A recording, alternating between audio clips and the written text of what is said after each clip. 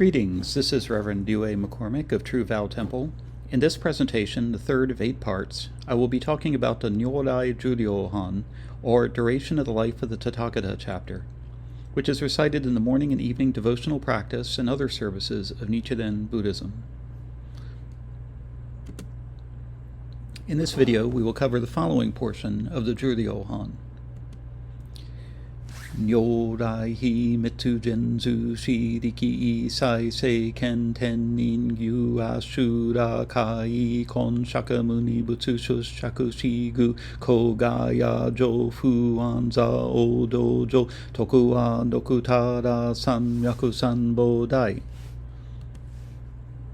Which means, I will tell you about the Tathagata's secret powers of supernatural penetration.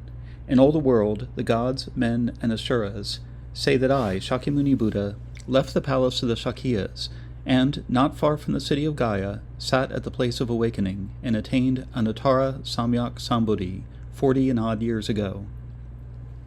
Now we have come to the Buddha's answer to Maitreya Bodhisattva's questions in Chapter 15, about how Shakyamuni Buddha, who has only been teaching for little more than 40 years, could be the teacher of the ancient bodhisattvas who appeared from underground. He starts by stating what everyone assumes, that Shakyamuni Buddha's attainment of awakening for the first time was under the Bodhi tree 40 years before, when he was 35. This assumption is what the Buddha is going to refute as his explanation continues. Now let's look at the significant words and phrases in this passage, beginning with hi mitsu genzu shi riki. Hi mitsu is a compound made up of the character hi, that means secret, and the character mitsu, that can mean confidential. Together, these two characters mean secret, hidden, or mysterious. It is also the name Juryi chose for one of the 4 methods of teaching, the 4 methods being the sudden, the gradual, the secret, and the indeterminate. The sudden teaching is the Buddha's sudden presentation of the ultimate truth without any preparation. The gradual is his use of provisional teachings to prepare people for the ultimate truth. The secret method is how he teaches different things to different people who are not aware of receiving different teachings. And the indeterminate is when different people hear the same teaching but realize different things. Jinzu is a compound that is often translated as supernatural powers, but it can be more accurately translated as supernatural penetration, or even spiritual penetration. It is a translation of the Sanskrit term abhijna, which can also be translated as direct knowledge, or superknowledge. These powers are referred to throughout Shakyamuni Buddha's teachings. The 6 separate supernatural powers are: 1. The supernatural power of unimpeded bodily action, such as flying into space, walking on water, or swimming through the earth. Basically, this encompasses all powers of mind over matter. 2. The divine ear, or clairaudience, being able to hear things outside the normal human range. 3. Mind reading, what we would call ESP, extrasensory perception. 4. Past life recall. 5. The divine eye, or clairvoyance, being able to see things in distant places. And 6. Knowledge of the extinction of the outflows, or spiritual contaminants, which is to say the elimination of greed, hatred, and delusion. And riki means power. In his commentary on the Lotus Sutra called The Words and Phrases of the Lotus Sutra, Tiantai Juri explains that this phrase is teaching about the unity of the 3 bodies of the Buddha: the Dharma body, or body of reality, to which the Buddha is awakened; the reward body, which represents the Buddha's wisdom and is depicted as a glorified Buddha presiding over a pure land; and the accommodative body, or the Buddha as a historical person. Here is his analysis. The secret is that one body is 3 bodies, which is called secret. The 3 bodies are one body, which is called confidential. Also, what was not spoken of in the past is called secret. Only the Buddha knows it himself, so it is called confidential. The power of supernatural penetration is a function of the 3 bodies. The spiritual is the natural and unmoving principle, which is the body of the Dharma nature. The penetrative is the unobstructed and inconceivable wisdom, which is the reward body. Power is the ability to do things freely, which is the accommodative body. The phrase ten yin gyu ashura is composed of the character ten, which means heaven or God, nin, which means men or humans, the character gyu, which means up to and including, or as well as, and 3 characters ashura, which is a transliteration for the Sanskrit asura, the name for the fighting demons, or jealous demigods in Buddhist cosmology. Why are these 3 beings specifically called out among those who think the Buddha only attained Buddhahood 40 years prior to the teaching of the Lotus Sutra? It is because these are beings who follow the precepts of civilized life, and are most likely to encounter the Buddha and reflect upon his life and teachings. The gods do so from a position of benevolence and ease.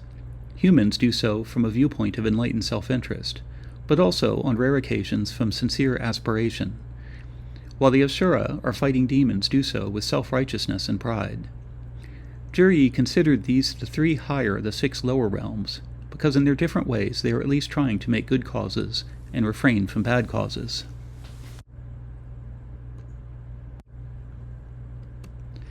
The characters pronounced Shakyamuni Butsu are of course a transliteration of Shakyamuni Buddha. Gaya is a transliteration of Gaya, the place where the historical Shakyamuni Buddha attained Buddhahood under the Bodhi tree. It is near Rajagriha, the capital of Magadha, which is now the state of Bihar in northeastern India. Gaya is also known as Bodh Gaya.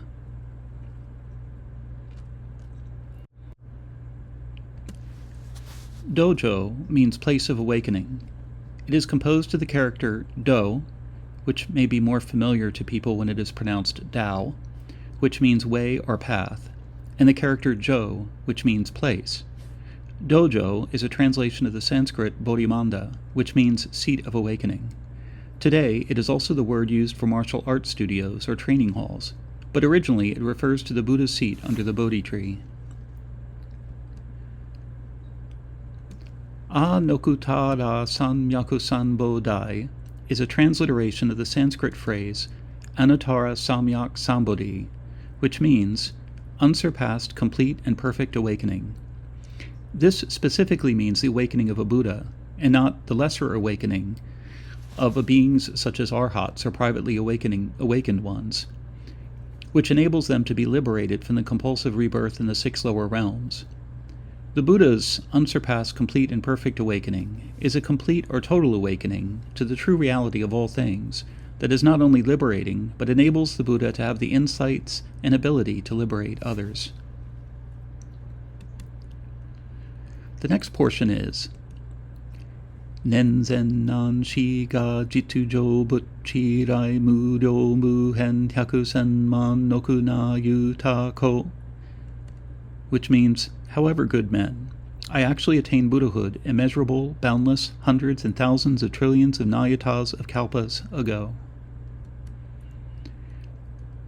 The next portion is Hi nyo go hyaku sen man noku na yu ta asogi sanzen dai sensei kai kei shi u nin ma chi mi jin ka o to bo go hyaku sen man noku na yu ta asogi koku nai ge ichi jin yo ze to gyo jen ze mi jin, which means, suppose there were 500,000 trillion Nayata Asamkhya Trichiliocosms that someone took and smashed into dust. Then they went to the east until reaching a land 500,000 trillion Nayata Asamkhya away, and then put down 1 particle of this dust. In this way they continued eastward until they ran out of all the particles of dust. Here begins the analogy wherein the Buddha uses a spatial metaphor to indicate the enormous length of time since he attained awakening. Now let's look at some of the terms used in this passage, beginning with ko, which is a transliteration for the Sanskrit term kalpa, which is often translated as age or eon. There are kalpas of varying time spans, though all of them are of astronomical length. One explanation is that a kalpa is as long as it would take a man to wear away a mountain by brushing it with a light cloth once every 100 years. The largest kalpa is the great kalpa. A great kalpa can be divided into the 4 kalpas of formation, abiding, dissolution, and nothingness. Each of these 4 kalpas can itself be subdivided into 20 interim kalpas.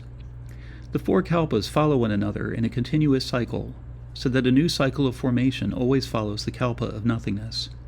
Perhaps this is similar to the now largely out of favor theory of the oscillatory universe, wherein there are cycles of big bangs and big crunches, wherein the universe expands into being from a singularity and then contracts back into a singularity. Now the Buddha asserts that it was immeasurable kalpas ago that he actually attained Buddhahood, but first he uses an analogy having to do with distributing dust particles over a distance of uncountable worlds. So the next few terms will have to do with measurements that could be applied to space or time. Noku is a translation of the Sanskrit term koti, which refers to the end or limit of a large number, such as a trillion. Man by itself means 10,000, while noku means 100 million, but as a compound they are taken to mean a trillion. Nayuta is a transliteration of the Sanskrit term nayuta, which means 100,000 million. Asogi is a transliteration of the Sanskrit term asamkhya, which can be translated as incalculable, infinite, or innumerable. It has been estimated to be an enormous number such as 10 to the 51st power, or 10 to the 59th power, according to the Treasury of Abhidharma treatise.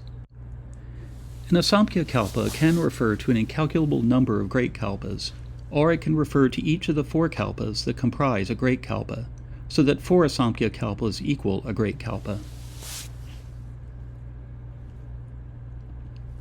Sanzen Dai Sensei Kai is a translation for 3,000-fold great thousand-fold world systems.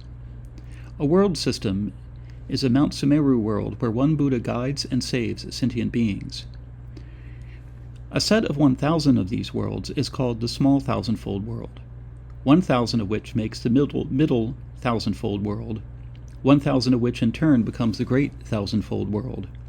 The great thousand-fold world is called the 3,000-fold great thousand-fold world system, because this group includes 1,000 to the 3rd power, or 1 billion worlds. The term is often used in the sense of all the worlds, or the universe.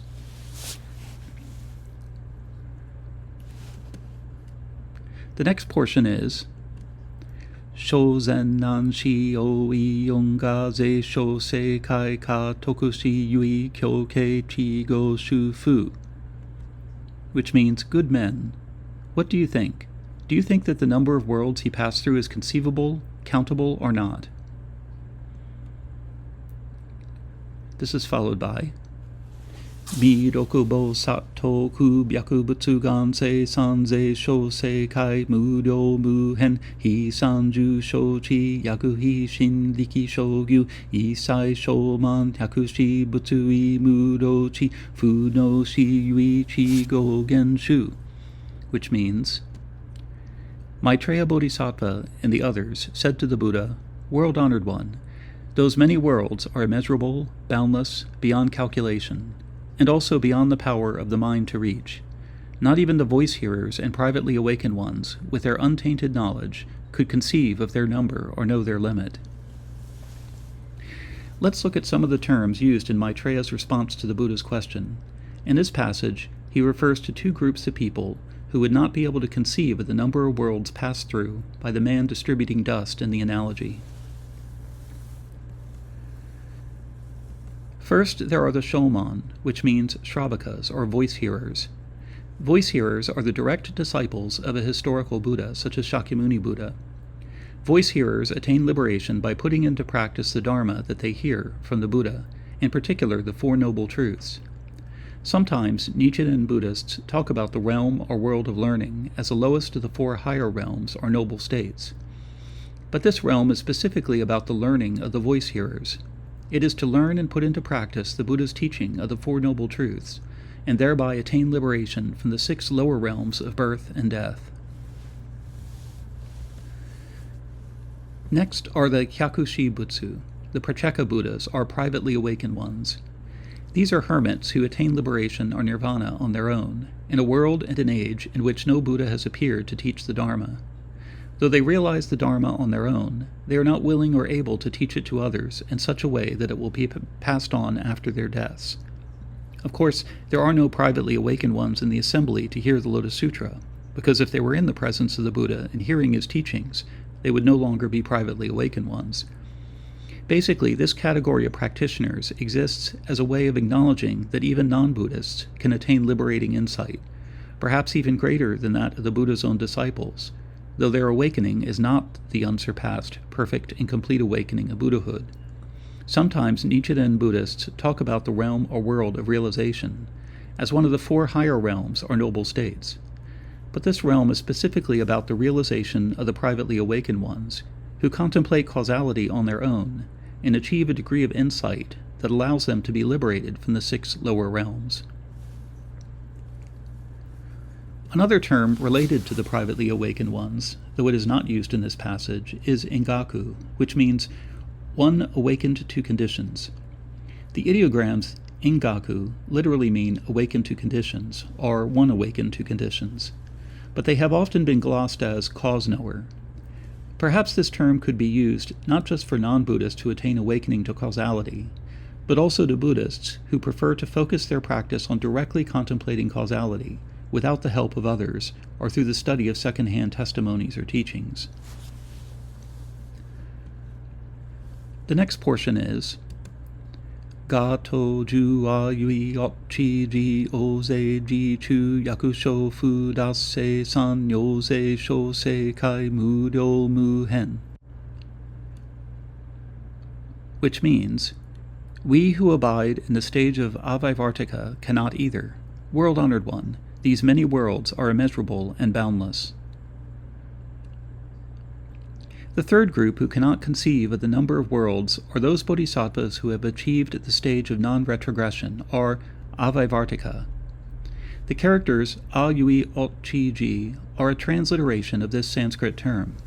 It could also be translated as the irreversible stage or irrevocable state.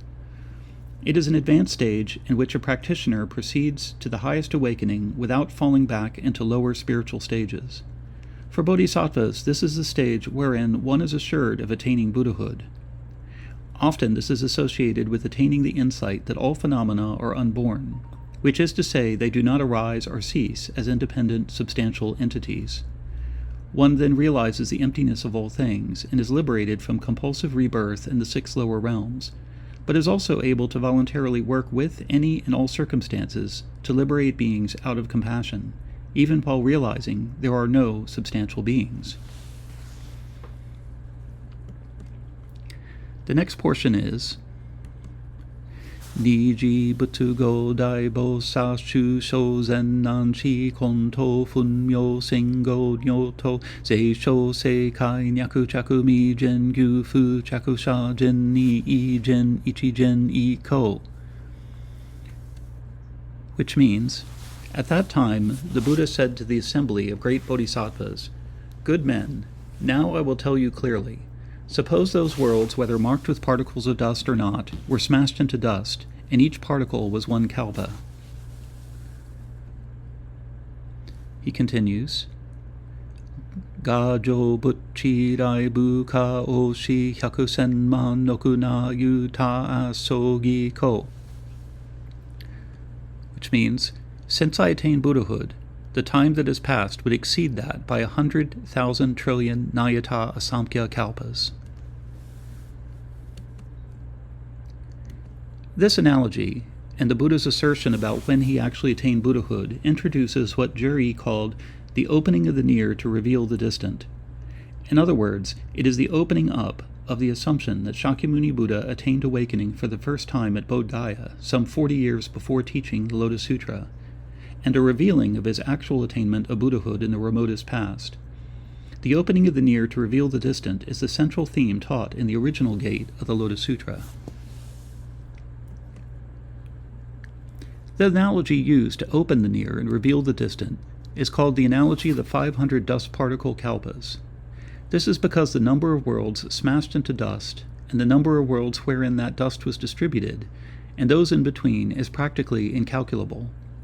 The analogy starts with the number 500, or goyaku, so that is meant to stand in for the rest of the analogy. In the analogy, the countless number of worlds with or without dust particles are meant to represent kalpas, or ages, and the time since the Buddha attained Buddhahood is stated to be 100,000 trillion Nayata Asamkhya kalpas longer than that. This vast amount of time, then, is practically countless. though Tiantai Juri admits in his commentary, Words and Phrases of the Lotus Sutra, that the amount could be argued to be measurable, though vast. His conclusion, however, is that the analogy might suggest that it is measurable, but it is actually immeasurable. I now bring this third of an 8-part presentation on the duration of the life of the Tathagata chapter of the Lotus Sutra to a close. I look forward to your questions and comments. May the merits of this talk on the Dharma extend universally to all, so that we and all living beings together accomplish the Buddha way.